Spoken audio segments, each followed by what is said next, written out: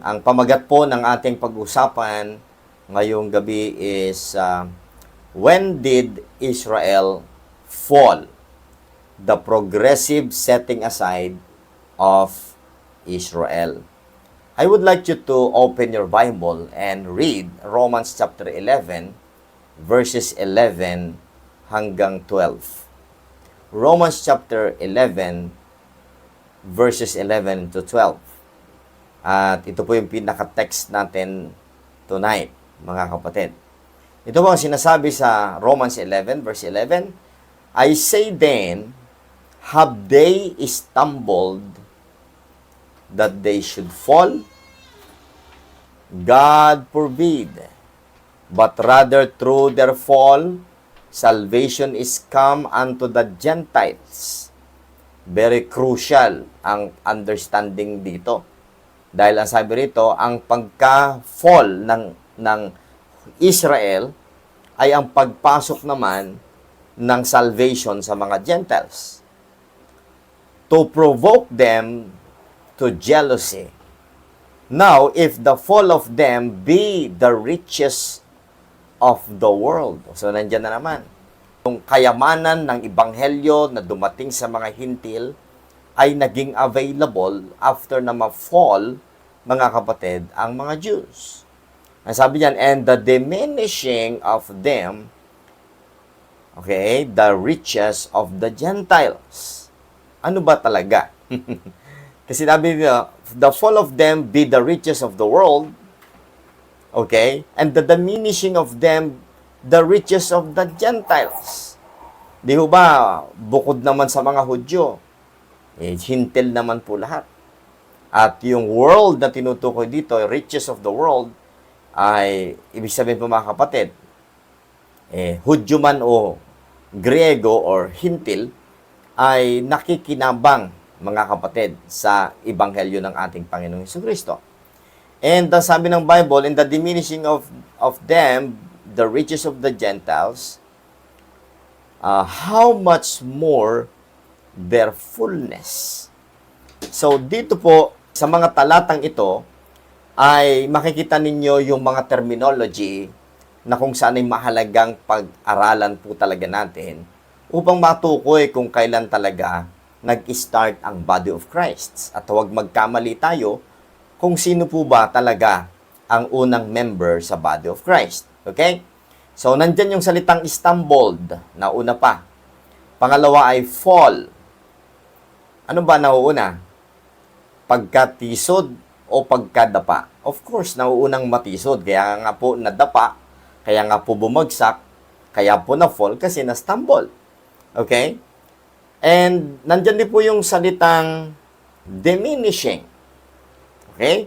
Yung salitang diminishing ay nandyan din po, mga kapatid. And at the same time, nandyan din po yung salitang their fullness. Okay?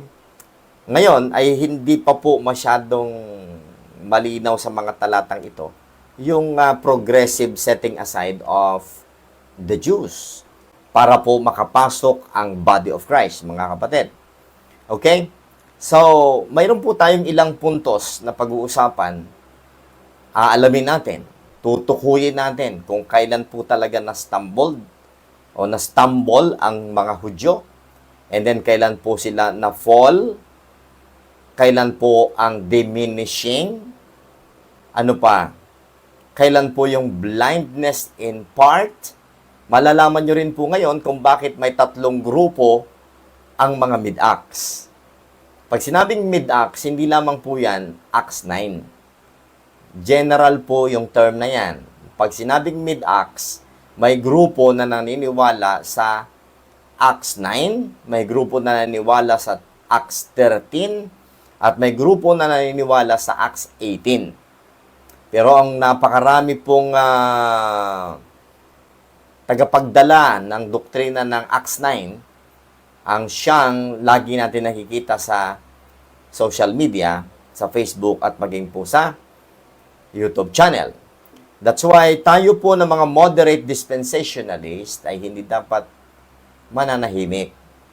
Okay? Sapagkat hindi maaari na magkamali ang ating mga kapatid na talagang seryosong mag-aral ng Word of God. Kung tayo po'y nagamit, mga kapatid, upang ma-introduce sa kanila ang right division, huwag nating hahayaan na sila'y ma-fall sa mud o huwag silang ma-fall sa mid-acts dispensationalism. Bagamat napakadaming truth, napakadami pong mga bagay-bagay na pwede mong matutunan sa ating mga kapatid na mid-acts, pero marami din pong delikadong bagay na dapat po ay ating makita. Ano pa? Hindi lamang po yung kanyang pag-stumble ng mga Hudyo, pagka-fall nila, yung diminishing na tinatawag. At number 4 ay yung blindness in part. Kailan po talaga yung blindness in part? Kailan pa talaga yon? And at the same time, meron pang mga words o terms na hindi binanggit doon sa atin pong text, mga kapatid.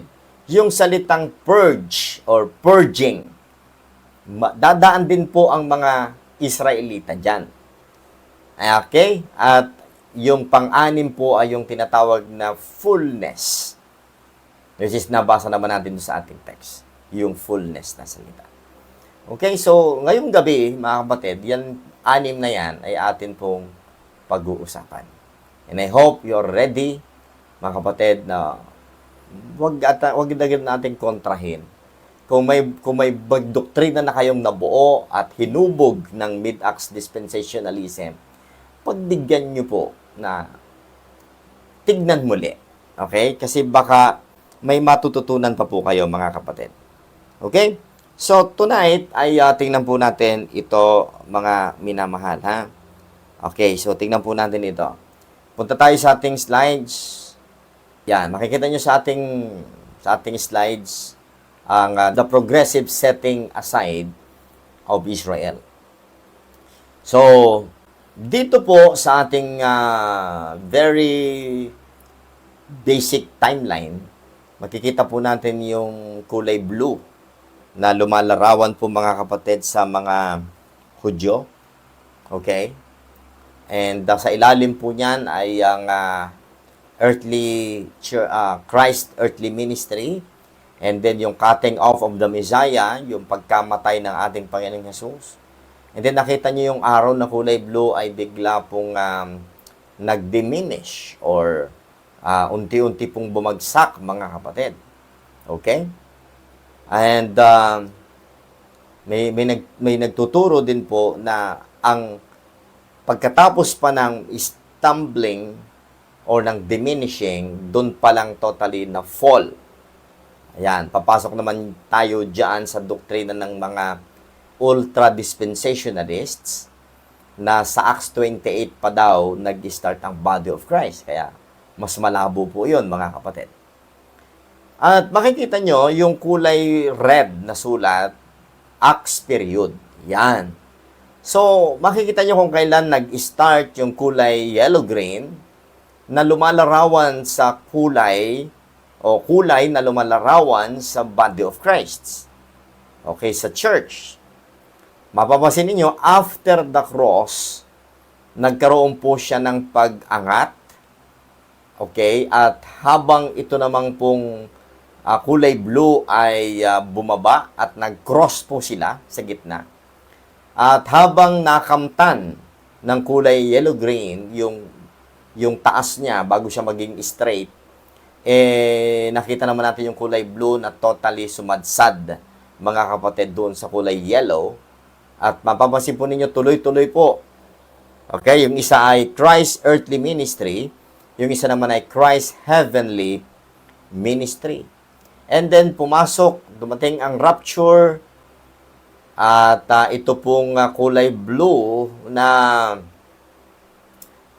arrow ay muli pong tumaas hanggang po sa second coming, yung arrow pababa na second coming ng ating Panginoong Jesus. At dyan po naman ay maitatatag ang millennial kingdom o yung kingdom of heaven na matagal nang sinisigaw ng mga apostle during Christ's earthly ministry. Repent, for the kingdom of heaven is at hand. mga kapatid. Okay? So, ngayon ay mapapansin po ninyo mga kapatid na ganyan yung progressive setting aside ng Israel. Now, basahin po natin muli yung ating binasa kanina at i-highlight natin ng mga terms na kung saan ay bibigyan natin ng diin ngayon pong gabi na ito. Ito po ang sinasabi mga kapatid dito sa Romans chapter 11 verse 11, I say then, have they stumbled that they should fall? God forbid. But rather through their fall, salvation is come unto the Gentiles, for to provoke them to jealousy. Now if the fall of them be the riches of the world, and the diminishing of them the riches of the Gentiles, how much more their fullness? For I would not, brethren, that ye should be ignorant of this mystery, lest ye should be wise in your own conceits. Listen, that blindness in part is happened to Israel until the fullness of the Gentiles be come in. So makikita natin dito mga minamahal na yan nga sa verse 25 nga po yan. Nabanggit po yung blindness in part. Now, marami po sa mga nagtuturo ng Bible at umaatake sa ating pananampalataya at namimersonal na. At siyang tumatawag sa atin ng kulto na Antonites. Okay? Ay mapapansin natin mga kapatid, ang sabi ng ating Apostol Pablo, hindi ko nais na kayo'y maging ignorante o walang alam sa misteryong ito, mga kapatid. Sabi ng Apostol Pablo, bakit? Baka sa anumang paraan ay maging matalino kayo sa inyong sariling pangdaraya. Okay? That lest you should be wise in your own conceits. Kaya marami pong mga bumabatikos sa atin na hindi naman alam yung mystery na to. Alin yung mystery? The blindness in part. Mystery yan. Ngayon, pag tinanong mo ang isang preacher, kailan naganap ang blindness in part ng mga Hudyo? Pag hindi niya yan alam, mga kapatid, halatang halata at makikita mo agad, may mga doktrina yan na inconsistent at ipinagmamalaki niya yon at sasabihin niyang, magaling ako. Alam ko yan. Pero, pag hindi niya alam ang mystery ng blindness in part, kung kailan nangyari, kasi that blindness in part is happened to Israel until the fullness of the Gentiles be come in. So, mga minamahal, dapat ito ay maging malinaw sa ating lahat na nakikinig po ngayon. Kasi kung hindi po magiging malinaw, babagsak po tayo mga kapatid sa maling katuruan ng mga mad o ng mga mid-acts. Okay? Tungkol sa particular na issue na ito. Kung kailan nag-start ang body of Christ. Kasi hindi naman lahat, in fairness, hindi lahat ng turo ng mid-acts ay mali. Napakagaling at napakaliwanag po ng kanilang teaching tungkol po mga kapatid sa gospel of the grace of God. Okay, now look at this. Meron bang sinasabi dito sa Romans 9:32? Ang sabi rito, wherefore, because they sought it not by faith, but as it were by works of the law. For they stumbled at that stumbling stone. Now, kailan unang natisod ang mga Hudyo? Now, tingnan niyo po mga kapatid para mamaya po ay i-detail ko na lang. Tignan niyo po yung atin pong chart. Okay? So, kailan na-stumble ang mga Hudyo? During Christ's earthly ministry. Next, kailan sila na-fall? Hindi kay Stephen, kundi mismong sa death ni Jesus Christ. Diyan po bumagsak talaga ang mga Hudyo. And ang diminishing ay buong Book of Acts. Yan po ang buong diminishing. And ang blindness in part ay pagkatapos ng Acts period hanggang rapture. Yan po ang blindness in part. Okay? Now, ang purging, mababasa natin mamaya yan, yung salitang purge or purging, mga kapatid, ay magaganap during Jacob's trouble o yung tinatawag na 7 years tribulation. Sa ibang tawag din po ay 70th week in the program of Israel. Nabanggit din po sa ating mga talata yung salitang fullness, at ang fullness na tinuturo ng Bible ay nagganap o magaganap sa millennial kingdom. Okay? So, tingnan niyo mabuti. Ang una ay stumbled, na fall, diminish, blindness in part, purge, and fullness. Kapag ito'y nagamay natin, kapag ito'y ating natutunan ng lubos, hindi po tayo malilito kung kailan ba talaga nag-start ang body of Christ at hindi tayo babagsak sa doktrina ng MAD. Okay? So, yun po yun, mga minamahal. Now, bumalik po tayo sa atin pong outline po dito, mga kapatid. Babalikan po natin mamaya yung ating slides. Okay? Sige, focus lang muna tayo dito. Understanding this truth, mga kapatid, frees you from confusion about when the body of Christ began. Makapapalayain niya tayo sa pagkalito kung kailan nagsimula talaga ang body of Christ o yung church age o yung church mismo. Israel's rejection or fall was happened in the cross. Patutunayan po natin yan maya-maya. But a gradual setting aside revealed through Scripture, especially in the book of Acts. Recognizing this progression helps you rightly divide the word and avoid misplacing doctrines, especially concerning the beginning of the body of Christ. One of the most important truths in rightly dividing the word of God is understanding Israel's fall and how it became the turning point for Gentile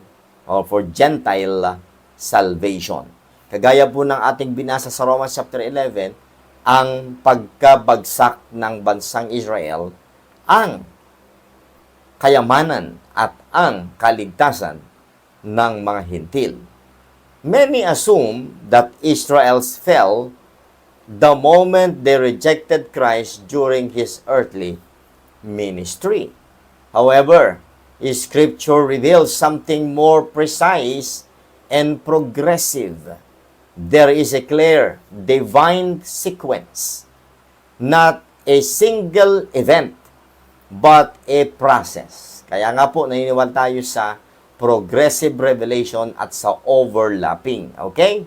So, stumble, fall, diminishing, blindness, purging, and fullness. Very important. Failure to see this progression results in confusion in doctrine, especially concerning salvation, prophecy, and the church. And of course, kapag nalito po tayo dyan, affected yung ating mga practices sa loob ng ating simbahan.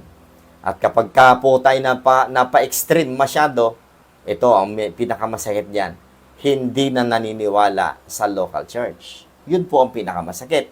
Kaya mga kapatid, binabalaan ko po bilang preacher of the Word of God, ay nais ko po mga kapatid na ma-isupply ang kasagutan sa nakakalitong mga katanungan po na iyan. Hindi ko kiniklaim na alam ko ang lahat, pero mga kapatid, naniniwala ako na yung conviction ko na sabihin ko ano yung tama, ay dapat nyo rin pong ma-consider.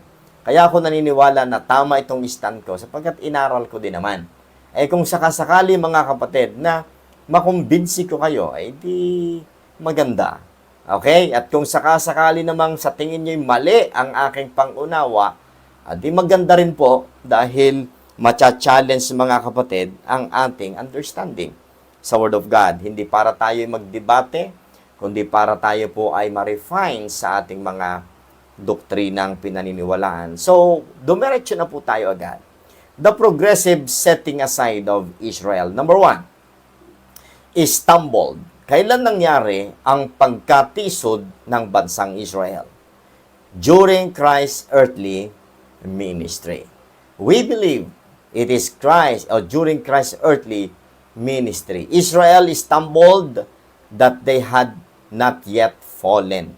So, maliwanag naman ang sinabi ng Bible, hindi naman sila na-stumble para agad ay bumagsak, mga kapatid. Romans 9:32 to 33, the Bible says, Romans chapter 9, verses 32 to 33, wherefore, because they sought it not by faith, but as it were by the works of the law, look at this, for they stumbled at that stumbling stone, as it is written, behold, I lay in Zion a stumbling stone, and rock of offense, and whosoever believeth on him shall not be ashamed. Tanong, kailan po ba na-set up? Kailan ba nakilala? Kailan ba naging controversial ang buhay ng Panginoong Hesus? Before the crucifixion or after? After the crucifixion. Mga kapatid, malinaw na malinaw po na marami po ang ayaw sa ating Panginoong Hesus during Christ's earthly ministry. At nagsama-sama ang mga Hudyo. Mga kapatid, bumayad pa. At si Judas nga po'y ginamit ng kaaway upang ipagkanulo ang ating Panginoong Hesus sapagkat gustong-gusto ng mga Hudyo na patayin si Jesus Christ dahil hindi nga sila naniniwala na siya yung Mesaya. Kaya dito sila natisod. Okay, mga kapatid, dito sila na-stumble. Sa Matthew chapter 15 verse 24, itong sinasabi ng Word of God. But he answered and said, I am not sent but to the lost sheep of the house of Israel. Christ came to Israel first, yet instead of receiving him by faith, they stumbled at him, their promised Messiah. So mga kapatid, dyan po sa Christ's earthly ministry, na-stumble ang mga Hudyo. Number two, the fall. Kailan nalaglag o kailan po bumagsak ang mga Hudyo? At the death of Christ. Not the death of Stephen. Kasi tinuturo po ng marami pong mid-acts na ito po mga kapatid ay nangyari nung binato si Stephen. Okay? At nabasa natin doon na nireject o niresist nila ang Holy Ghost. So, ito yung sinasabi po na nila, ikino-connect nila doon sa sinabi ni Jesus Christ, na yun po yung unforgiven o yung hindi po mapapatawad na kasalanan. Okay? Hindi mapapatawad na kasalanan ng mga Hudyo dahil tinanggihan nila ang kanilang Mesaya. Mga kapatid, kung inyong papansinin, sa Book of Acts, madami pong instances na nireject siya ng mga Hudyo hanggang Acts 28. Kaya hindi natin pwedeng sabihin at hindi natin pwedeng mag-conclude na dito na po mga kapatid natapos ang fall ng bansang Israel. Okay? Their fall is rooted in the cross, not merely in latter events. You have to remember that. The death of Stephen is not the cause of the fall, nor yun mismo yung fall ng Israel, but only a record and confirmation of Israel continued rejection of Christ. Tandaan po ninyo, during Book of Acts ay talaga pong tuloy-tuloy na nire-reject ng mga Hudyo, mga kapatid, ang ating Panginoong Hesus. Bakit? Kasi during Christ's earthly ministry, yung buhay pa siya, doon nga sila natisod eh. And then nagtulong-tulong sila upang ipapatay ang ating Panginoong Yesus. At after po na siya mabuhay muli, at ang mga disciples ay patuloy na nangangaral tungkol sa Kanya, yung mga Hudyo na hindi pa rin naniniwala ay tuloy-tuloy na nire-reject ang pagkamesaya ng ating Panginoon Yesus. At yung kamatayan ni Stephen ay isa lamang po, mga minamahal, sa record. Kaya hindi tayo pwede mag-conclude na yan po mismo ang fall ng Israel. Mga kapatid, mas matibay kung may maipakikita kong talata sa inyo na ang Panginoong Hesus mismo ang nagsabi kung kailan po tinatanggap ang mga hintil. Okay? Maya-maya, ha? Para may konting surprise, mga kapatid. Sapagkat malinaw na malinaw po ang sinasabi ng Word of God, mga kapatid, kung kailan talaga tinatanggap ng Panginoong Diyos ang mga hintil. Now, let's continue. Dito po sa Acts 13 verse 46, ganito ang sinasabi ng Word of God. Acts 13:46, Then Paul and Barnabas waxed bold and said, It was necessary that the Word of God should first have been spoken to you. But seeing ye put it from you, and judge yourselves unworthy of eternal life or everlasting life. Tingnan yan. Lo, we turn to the Gentiles. Okay? So, dito sa Acts 13, sabi niya, okay, nire-reject nyo ha. Ito'y isang grupo ng mga Hudyo na ayaw makinig sa pangangaral ni Paul and Barnabas. At sinabi ni Apostol Pablo, sige, pupunta na kami sa mga hintil. Alam nyo ho ba, nakakita na naman sila ng panibagong grupo sa Acts chapter 18, mga kapatid. At yun na naman ang kanilang sinabi. At pagdating sa Acts chapter 28, meron na namang grupo ng mga Hudyo na sinabihan pa rin ni Apostol Pablo ng ganito. Lo, we turn to the Gentiles. Mamaya po, babasahin po natin yung mga talatang iyon. Now, look at this. Romans 11:11, babasahin ko yung part na ito. But rather, through their fall, salvation is come unto the Gentiles. The cross sealed their national rejection. And through that fall, God opened the door of salvation to the Gentiles. Now, dapat maintindihan natin, kailan ba talaga na fall ang Israel?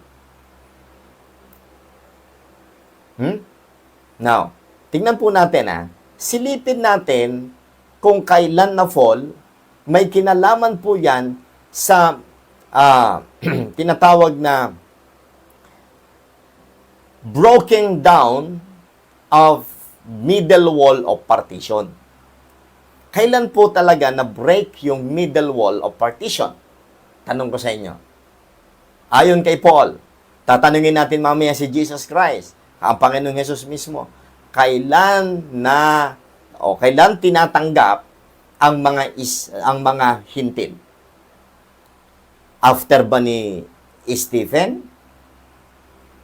Ayon po mismo kay Jesus Christ, kailan? Okay? At ayon kay Apostol Pablo, kailan? So, unahin po muna natin ang pananaw o paniniwala ni Apostol Pablo. Kailan po ba, okay, na basag ang middle wall of partition? Tingnan po ninyo ang Ephesians chapter 2. Ephesians chapter 2 verse 11 is starting with verse 11. The Bible says, Wherefore remember, look at this, that ye being in time past Gentiles in the flesh.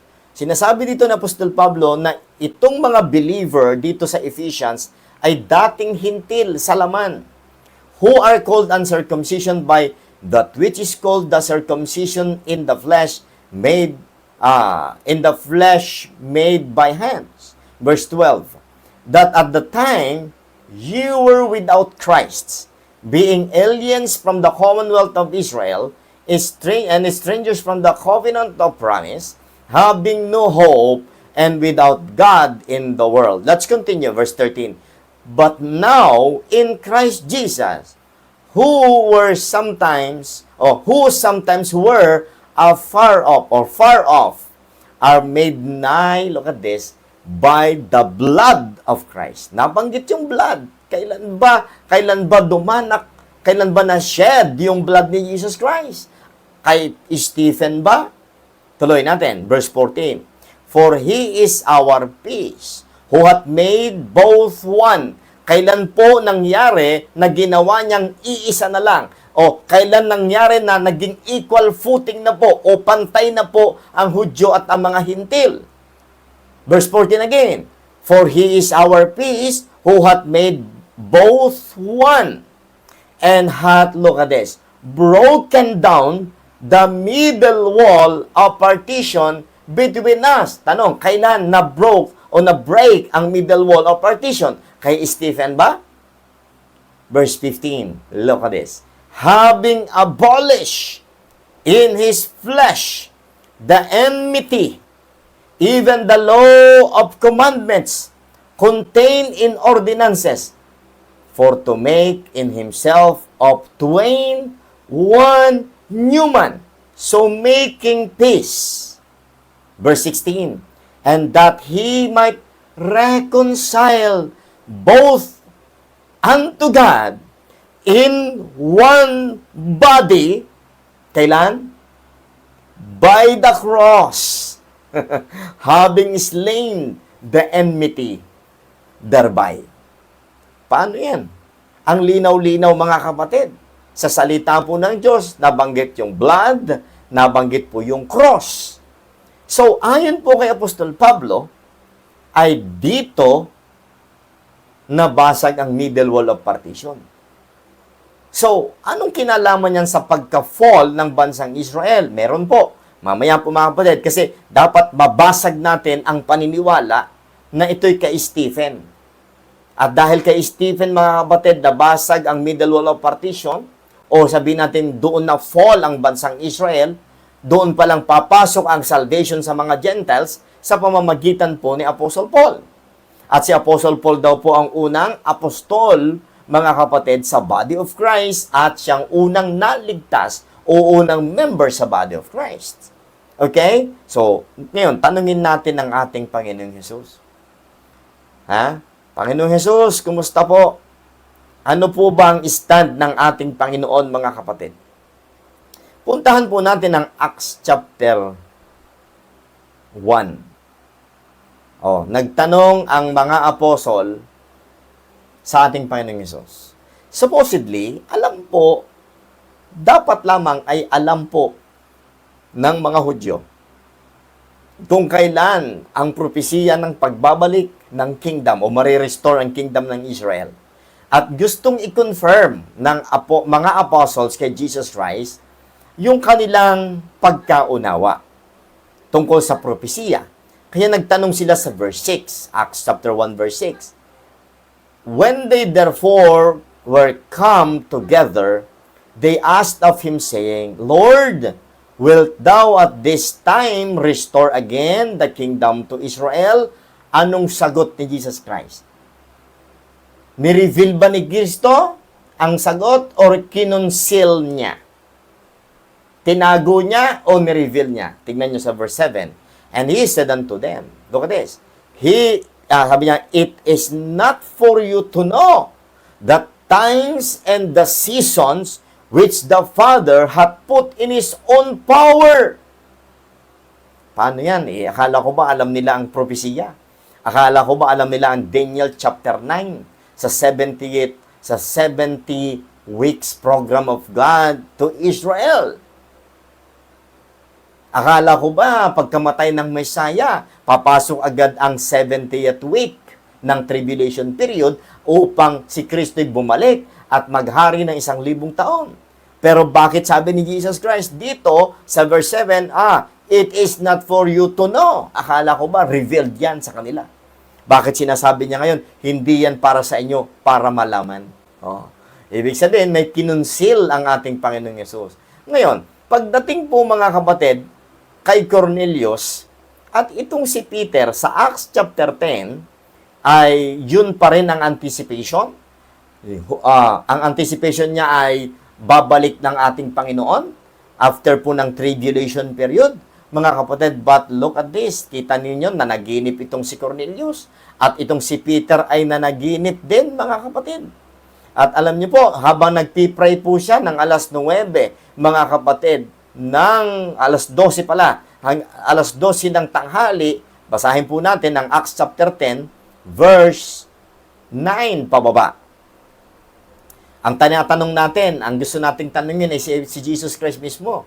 Okay, kasi si Pablo, sumagot na siya Sa cross daw at saka dun sa blood ni Jesus Christ, nabasag ang middle wall of partition. Tinutukoy natin, hinahanap natin, mga kapatid, kung kailan ba talaga na-fall ang bansang Israel. Okay? Now, look at this. Sabi sa verse 9, Acts chapter 10, verse 9, the Bible says, Acts chapter 10, verse 9, on the morrow, as they went on their journey, and drew nigh unto the city, Peter went up upon the housetop to pray about the 6th hour. Alas 12 po yan. Okay? And he became very hungry, natural. Tanghaling tapat and would have eaten. But while they made ready, he fell into a trance. Verse 11, and so heaven opened, and a certain vessel descending him, as it had been a great net, a sheet net at the four corners, and let down to the earth, wherein were all manner of four-footed beasts of the earth, and the wild beasts, and creeping things, and fowls of the air. And there came a voice to him, Rise, Peter, kill and eat. Okay? Yun yung trance niya, yun yung vision niya, mga kapatid. May parang malaking kumot na bumababa galing sa langit at yung pong great sheet net na yon ay may mga hayop na pinagbabawal kainin sa lumang tipan. Ano kayang ibig sabihin nun? At nagsalita ang isang boses at si Jesus Christ yan, mga kapatid. At ang sabi po nung boses na yun ay, bumangon ka, Pedro. Pumatay ka at kumain. Anong sagot ni Peter sa verse 14? But Peter said, Not so, Lord. Capital L-O-R-D. Si Jesus Christ yan.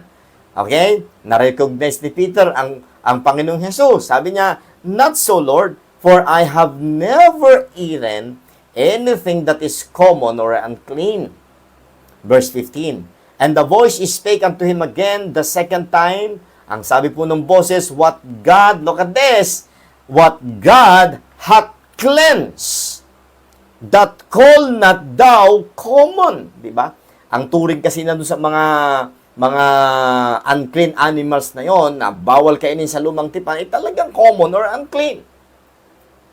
Pero ang sagot ni Jesus Christ, huwag mong ituring na marumi yung nilinis na. Sa palagay nyo, kailan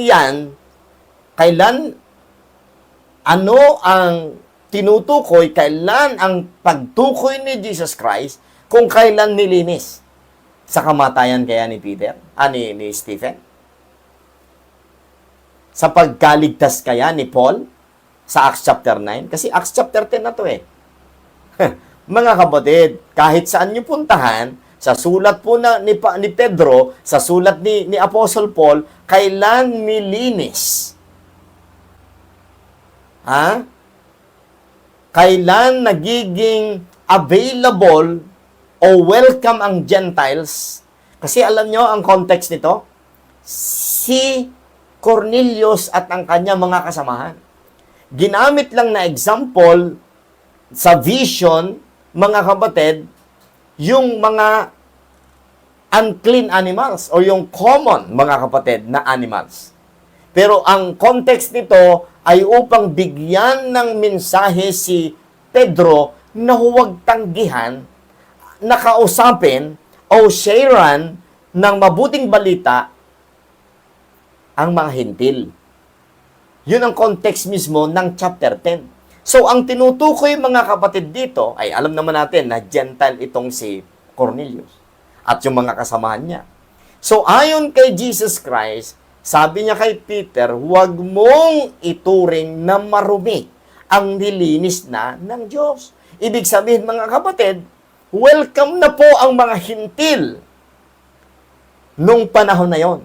Pwede na silang tanggapin at mailagay sa body of Christ kahit po hindi pa nare-reveal sa kanila ang body of Christ. But available na po ang body of Christ that time because of the cross, because of the blood of Jesus Christ. Therefore, ang pagka-fall ng bansang Israel ay hindi po kay Stephen, hindi po sa Acts 13, hindi sa Acts 18, hindi rin po lalo sa Acts 26. Kundi saan? Sa cross. Yan. I hope na inyo pong naliwanagan, mga minamahal. Sapagkat kung hindi po yan magiging malinaw sa inyo, talagang litong-lito po, marami po ang malilito dyan, mga minamahal. Kaya kinakailangan po maging malinaw yan sa ating lahat. At hindi tayo masadlak sa doktrina po ng mid-acts, mga kapatid. Particularly sa bagay na yan kung kailan nagsimula ang body of Christ at kailan naging available at kailan ang salvation ng mga Gentiles nag-came-in. Okay? Ayon kay Jesus Christ sa Acts chapter 10, bagamat hindi pa po na ipangangaral ng malawakan nung panahon ng early Acts, kasi nga progressive revelation pa yan, mga kapatid.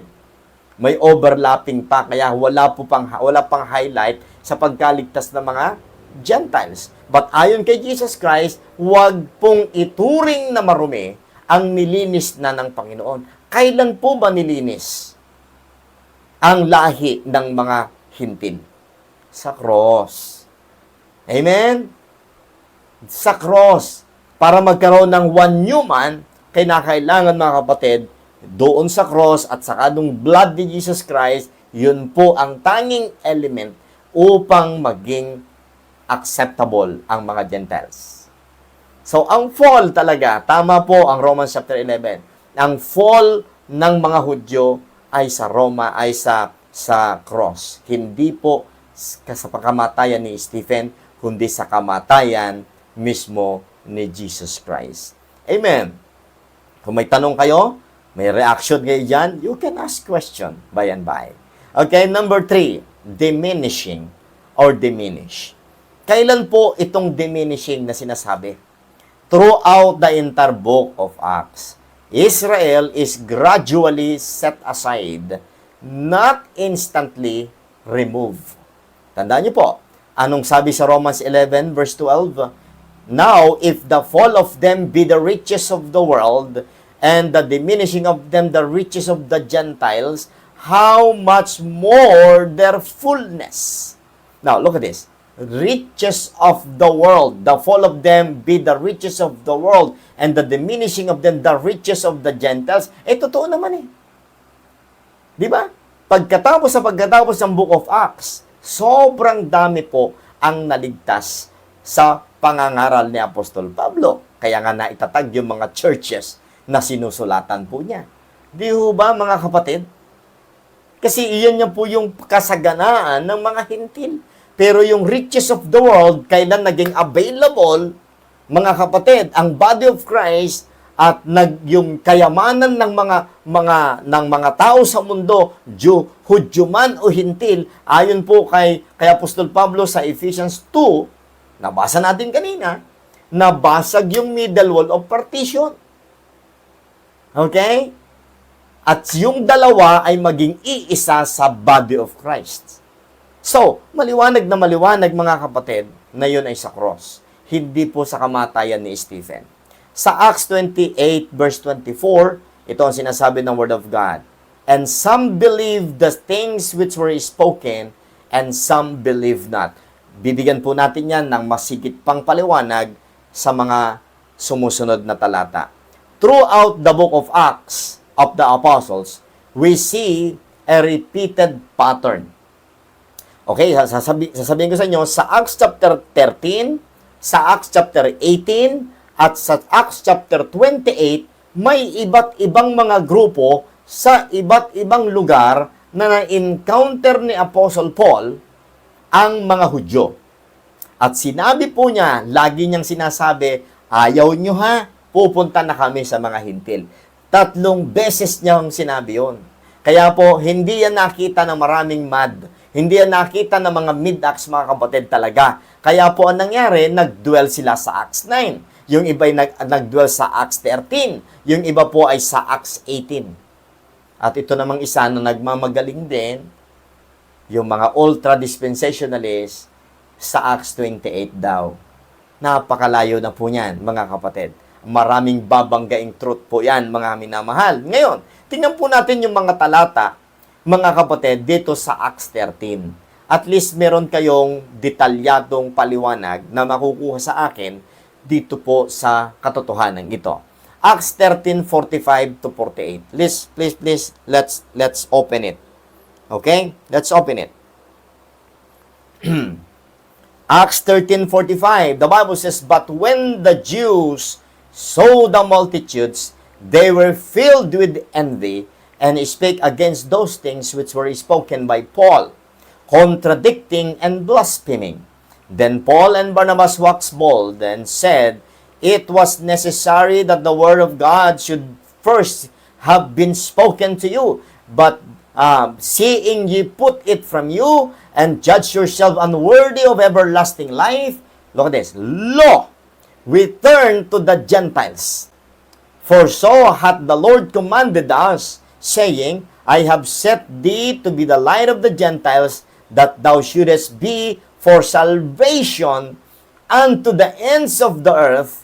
And when the Gentiles heard this, they were glad and glorified the word of the Lord, and as many as were ordained to eternal life believed." Now, look at this, mga kapatid. Unang banggit na sinabi ni Apostol Pablo, "Lo, return to the Gentiles." Marami ang nag-akala, dito nag-start ang body of Christ. Kasi diyan sinabi ni Paul na pupunta sila sa mga hintil. Mali po yon, mga kapatid. Bakit? Book of Acts yan. Transition period yan. Kasi pagdating sa verse 18, sinabi na naman ni Apostol Pablo yon sa panibagong audience ng mga Hudyo rin. Look at this. Acts 18 verse 5 to 6. Acts 18 verses 5 to 6. The Bible says, "And when Silas and Timotheus were come from Macedonia, Paul was pressed in the Spirit, and testified to the Jews that Jesus was Christ." Look at this. Mga Hudyo na naman. "And when they opposed themselves and blasphemed, he shook his garment, and said unto them, Your blood be upon your own heads. I am clean. From henceforth, I will go unto the Gentiles." Yan na naman. Simula sa araw nito, pupunta na naman ako sa mga hintil, sabi ni Apostol Pablo. Sabi niya sa Acts chapter 13, "Lo, return to the Gentiles." Sabi po ng mga mid-Acts na 18, dito talaga. Kaya lang, nag-conclude na agad sila doon. Gumawa na agad sila ng libro, tinuro na agad. Yun, siguro ay napahiya na, hindi na pumabago ang kanilang doktrina. Nag-stay na sila doon. Meron pa pong isa. Mga kapatid, sa Acts 28, andito talaga yung final declaration ng pag-iwan ni Apostol Pablo sa mga Hudyo. Look at this. Acts chapter 28, verse 23 to 28. Okay? Acts 28, verses 23 to 28. Babasahin ko po. "And when they had appointed him a day, there came many to him into his lodging, to whom he expounded and testified the kingdom of God, persuading them concerning Jews, both out of the law of Moses and out of the prophets, from morning till evening." So, ang kausap dito ni Apostol Pablo ay grupo na naman ng mga Hudyo, especially yung mga leaders. "And some believed the things which were spoken, and some believed not. And when they agreed not among themselves, they departed after that Paul had spoken one word. Well spake the Holy Ghost by Isaiah the prophet unto our fathers, saying, Go unto these people, Hudyo po yung these people yan, mga Hudyo, and say, hearing ye shall hear, and shall not understand, and seeing ye shall see, and not perceive. For the heart of these people, mga Hudyo po yan, is wax gross, and their ears are dull of hearing, and their eyes have they closed. Lest they should see with their eyes, and hear with their ears, and understand with their heart, and should be converted, and I should heal them. Oh, look at this. Be it known therefore unto you that salvation is the salvation of God is sent unto the Gentiles, and that they will hear it.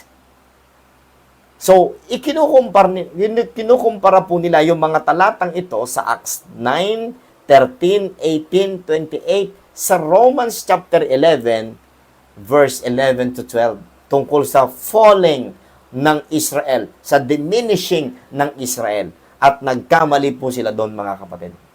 Kasi, mas madami ang proof na sa cross naganap ang breaking down of middle wall of partition. Amen. At doon po talaga ang pagkabagsak, ang fall ng bansang Israel. At ang buong Book of Acts, diminishing po yan. Hindi ka pwedeng mag-build ng doktrina dyan. Ang tanging established lang talaga na doktrina at teaching dyan, okay, ni Apostol Pablo ay ang gospel of the grace of God. Ang death, burial, and resurrection. Pero yung ibang doktrina dyan at mga practices ay hindi pa po solidong tapos. May speaking in tongues pa dyan, may sign, wonders, and miracles pa dyan, mga kapatid. Pero ang isang buong buo dyan na walang transition period ay walang iba kundi ang preaching of Jesus Christ according to the revelation of the mystery, the death, burial, and the resurrection of the Lord Jesus Christ. Israel influence diminishes step by step, while Gentile salvation increases steadily, mga kapatid. Amen? Number 4. I hope na nakukuha po kayo, ha? Okay. Number 4, blindness in part. Kailan po naganap ang blindness in part? Yan na. Nabasa natin kanina sa Acts 28:28, sabi ni Apostol Pablo, be it known therefore unto you that the salvation is of God is sent unto the Gentiles, and that they will hear it. Look at this. Tingnan po ninyo ang Romans 11 verse 25. 11:25. For I would not, brethren, that ye should be ignorant of this mystery, lest ye should be wise in your own conceits, that the blindness in part is happened to Israel until the fullness of the Gentiles be come in. Now, yung iba, ang paliwanag dito, yung hindi mga dispensationalist, yung blindness in part na tinutukoy dito, ayon sa kanila, yung pong mismong Israelita na hati, yung iba lang daw ang yung iba lang na save at na blind yung iba. May katotohanan, pero yung context nito ay tumutukoy mismo sa panahon. Tumutukoy mismo sa dispensation. Mayroon pong bahagi ng kasaysayan o ng history ng bansang Israel na they were cast away. Nabanggit din po yung cast away dyan. Sister Tess, pakilagay nga yung cast away. May nabanggit po dyan no? Sa Romans 11 din po. Cast away or blindness in part. This is the present age. Simula po, mga kapatid, sa prison ministry ni Apostle Paul. Sa Acts 20:28, diyan po nag-start yung totally iniwanan niya na po ang pangangaral sa mga Hudyo, mga kapatid. This is the present age. Israel is set aside judicially. Gentiles are being gathered in grace. Amen? Yet Israel is not cast away forever. But may cast away na nabanggit sa kanila dito. Okay? Maya-maya ha, hintayin po natin ng kaunti. Hindi Amen, amen. Salamat, Brother Jorlif. Yes, yan po talaga yung muhon natin. Ang muhon natin, para di tayo maligaw, ay ang cross. Amen, mga kapatid. Okay, number 5. So, tandaan nyo po ha, simula po sa Acts 28 hanggang rapture, dyan po ang blindness in part. Ibig sabihin, dyan po totally nag-focus ang Apostol Pablo sa mga hintil. Yung, di ba may nakasulat na to the Jew first and also to the Greeks? Yung to the Jew first na yan ay during Acts period. Pero after ng Acts period, hindi na po applicable ang to the Jew first. Kaya yung may ministry, yung mission ng to the Jew first international, at mga Baptist po yung mga taong na yan, at ang founder po niyan ay Baptist din, hindi nila napag-alaman, mga kapatid. Hindi nila naiintindihan ng blindness in part. Mystery yun. Kaya po sila ay matatalino in their own conceits because they were blinded. They were blinded. They are wise in their own conceits and they are ignorant of this mystery. Kaya importante po yan, mga kapatid. Number 5, purge o purging. Kailan magaganap ang purging ng bansang Israel? During Jacob's trouble. Ayan. So, after the rapture, mga kapatid, ang bansang Israel ay mapipurge. Ano po ang sinasabi, mga kapatid? Israel will pass through a time of tribulation and purification. Kaya po, purging po yan. Tingnan po ninyo ang Jeremiah chapter 30 verse 7. Jeremiah 30 verse 7. Alas, for that day is great, so that none is like it. It is even the time of Jacob's trouble, but he shall be saved out of it. Now, saan natin makikita na sila'y ipipurge? Tingnan natin dito sa Isaiah o sa Zechariah chapter 13 verse 9. Zechariah chapter 13 verse 9. The Bible says, mga kapatid, and I will bring the third part through the fire and will refine them as silver refined, and will try them as gold is tried. So, the tribulation is not merely judgment, it is refinement. It is Jacob's purging, preparing him or preparing them for national regeneration or pagiging born again nationally at papasok po sila sa millennial kingdom ng mga kapatid. Amen? So, dapat maging malinaw po sa ating lahat yan. Number 6, ito na yung panghuli. Fullness. Fullness. Kailan ang fullness ng mga Hudyo? Okay? Nabasa po natin kanina sa Romans 11:12. How much more in their fullness?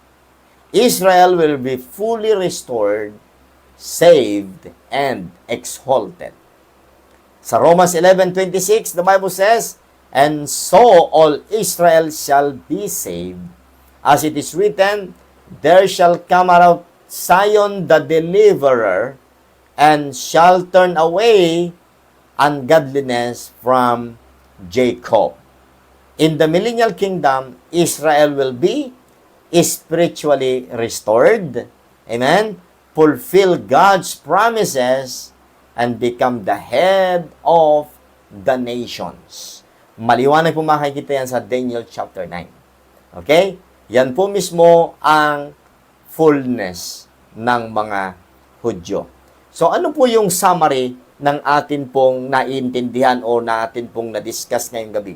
Number 1, Israel's rejection was progressive, not instantaneous. They stumbled in the Gospels, fell at the cross, diminished in Acts, and now partially blinded. Okay? Number 2, the cross is the turning point of dispensations. Yung cross mismo, ang muhon natin. It is where Israel's fall became the channel of Gentile salvation. Diyan nabanggit yung blood, mga kapatid, doon sa cross mismo. Number 3, Stephen's death is evidential, not foundational. Pag sinabing evidential, it proves the rejection. Yun yung effect. Okay? Hindi yun yung cause. Okay? It proves their rejection, but does not define the fall. Number 4, God's program includes both judgment and restoration. Blindness is temporary, purging is purposeful, and fullness is guaranteed. Amen. And number 5, right division clarifies God's timeline. Without it, one may confuse Israel, the church, and the future mystery. Mga kapatid, kahit po sa maliit na pag-aaral na ito, importante ito upang di tayo masadlak sa pagkakamali ng doktrina. Alam niyo, kaunting pagkakamali ng doktrina, pagdating po sa dulo, malaking-malaki na ang diferensya. Okay? Parang pag ikaw ay nagko-construction, pag hindi mo hinulugan yung pagtatayo mo ng building, pagpapatong ng mga hollow blocks, at pasipat-sipat ka lang, pasilip-silip ka lang, at hindi mo hinulugan, kaunting pagkakamali ng pag-iba na hindi siya maging tuwid, tuloy-tuloy ang pataas, at walang hulog yan, mga kapatid, sigurado mahuhulog yung ikinabit mong mga hollow blocks. Ganon din po, mga kapatid. Importante na precise, accurate ang pagtingin po natin. Dapat ang ating pinaka-sentro ng titignan, ang ating pong landmark, yung ating muhon, ay walang iba kundi yung cross ng ating Panginoong Kristo. Hindi si Stephen, hindi si Paul, si Jesus Christ dapat. Okay? Iba po yung revelation kay Paul at iba po yung instituted kay Jesus Christ. Yung creation ng body of Christ ay kay Jesus Christ naganap, hindi kay Paul. Tandaan niyo po yan, ha? Israel stumbled during Christ's earthly ministry. Their fall was secured at the cross. Their diminishing unfolded throughout Acts, and their present blindness continues until today. But this is not the end of their story. There is coming a purging in Jacob's trouble, followed by the glorious fullness of the millennium. Amen? What happened to Israel's greatest defeat became the riches of the world, for through their fall, salvation came to the Gentiles.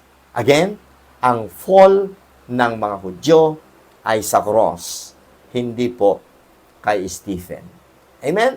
So, thank you so much, mga kapatid, sa inyo pong pakikinig at for our silipin uli natin yung ating pong chart, mga kapatid, upang mapunuan na po natin ito again. So, the progressive setting aside of Israel, ayan, dyan po natin pala mababasa, hindi ko na ilagay doon sa outline ko kanina, yung salitang purge.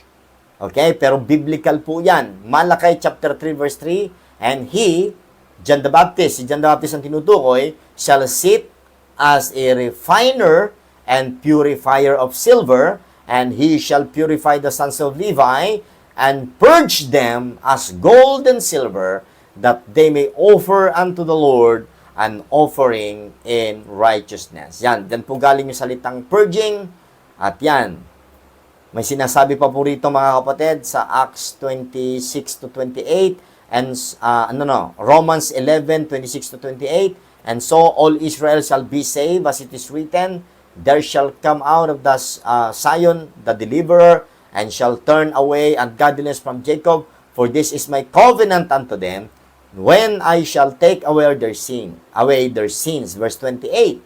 As concerning the gospel, anong gospel yan? The gospel of the grace of God. They are enemies for your sakes. Karamihan sa enemies of the cross ay mga Hudyo. Bahagi po ng blindness in part nila yan. But as touching the election, they are beloved for Father's sakes. Tandaan niyo po, ang election dito ay hindi an election to salvation, but it is a national election. May 5 election sa Bible at na-discuss ko na po yan, mga kapatid sa inyo. Okay? So, yan po ay national election. Now, balikan muli natin. Kailan sila na-stumbled during Christ's earthly ministry?